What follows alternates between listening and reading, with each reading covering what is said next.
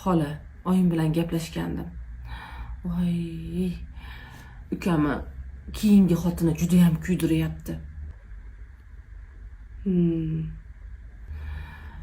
O'zlari qilgan ishga afsusdalar.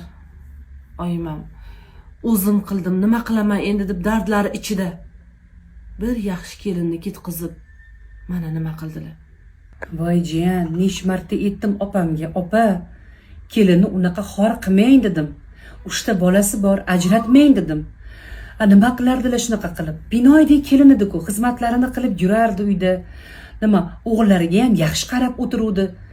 Bittagina aybi shu qo'li kaltaroqligimidi?